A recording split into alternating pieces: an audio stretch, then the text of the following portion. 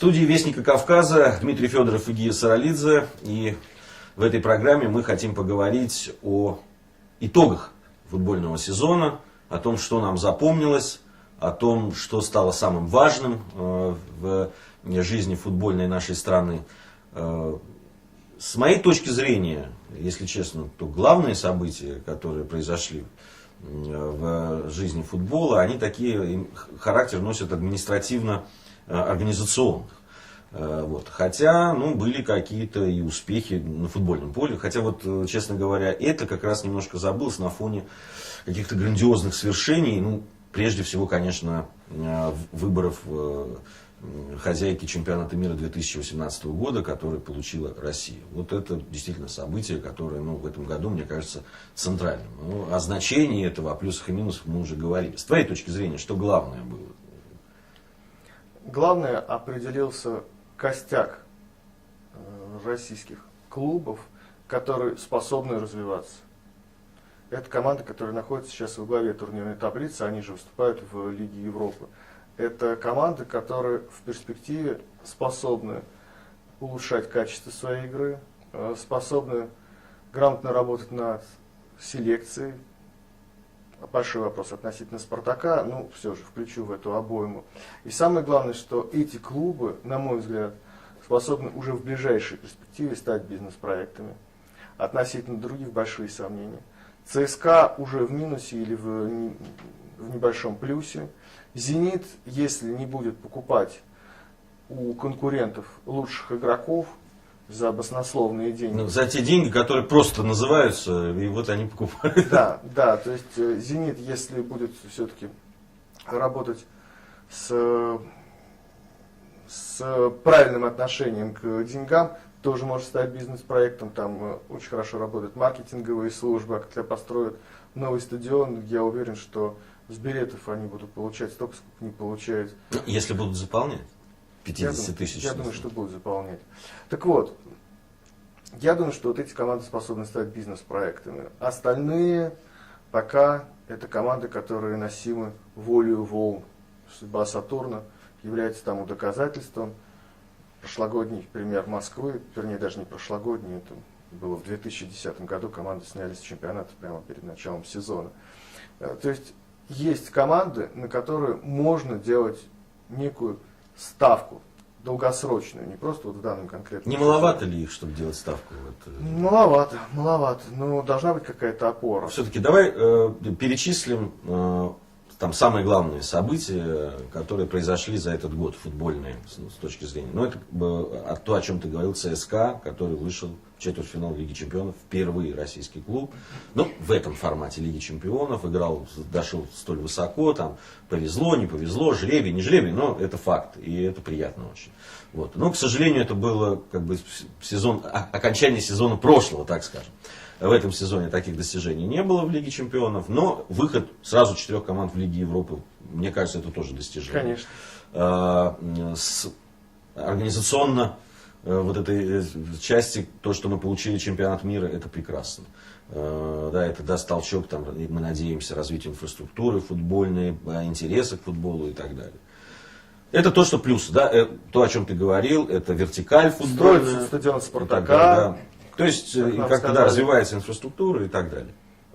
Минусы, которые бы я назвал, это прежде всего, что в этом сезоне, этот сезон опять показал, что футбол не становится популярней в стране. Ходить на футбол не стало модным. Люди на футбол не ходят. Стадионы полностью во власти фанатов.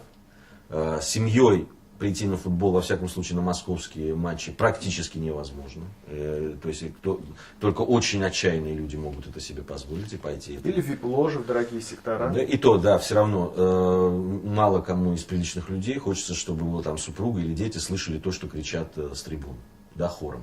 Это мало приятно. Проблемы мы видим, что с показом футбола на телевидении. Я так понимаю, что, судя по всему, Футбол уйдет сейчас фактически со всех федеральных каналов. Его не будет чемпионата России, я имею в виду. Ну, может быть, будет, но в каком-то не таком объеме. Во всяком случае, деятели телевизионные говорят о том, что это нерентабельно, рейтинги трансляций маленькие и так далее, и так далее, и так далее. То есть минусов хватает. Я думаю, что может быть тот всплеск интереса к футболу, который должен быть в стране, где будет проводиться чемпионат мира, может что-то исправить. Что ты думаешь по этому поводу? Я думаю, что канал Спорт 2 канал Россия 2 и Спорт 1 заложили бомбу под российский футбол.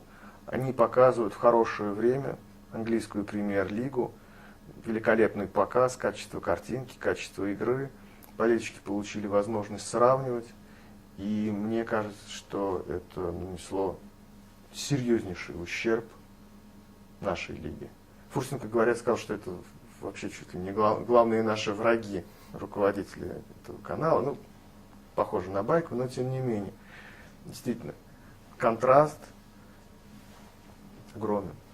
И что сейчас делать, я, честно говоря, не представляю себе. Проблема в том, что болельщики ищут какого-то вдохновения в футболе. Они хотели бы, чтобы эта сфера отличалась от политики, общественной жизни. А тут они видят те же инструменты воздействия, что и в политике, что и в общественной жизни. Рейдерство, с помощью которого фактически у Толстых отобрали управление первым и вторым дивизионом. Они видят, что действуют административные ресурсы. Мои футбольные друзья сказали, у вас в хоккее, поскольку я комментирую много хоккейных матчей континентальной хоккейной лиги, в пятницу произошла драка в Омске.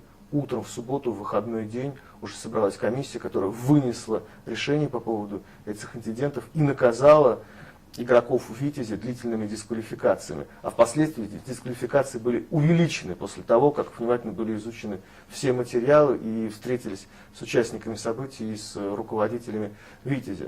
То есть в футболе была обратная ситуация. Фактически дотерпели до конца сезона, потом вынесли решение по Денисову и Карпину, и потом дисквалификацию Карпина урезали, скостили.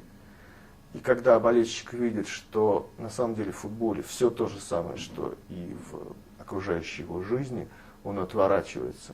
Он не хочет сталкиваться с абсолютно теми же проблемами и с теми же решениями, которые происходят, понятийными решениями, которые происходят в жизни. И вот если футбол чуть-чуть не отпустит наши чиновники, если его не сделают сферой свободного проявления духа, мне кажется, что ситуация ухудшится.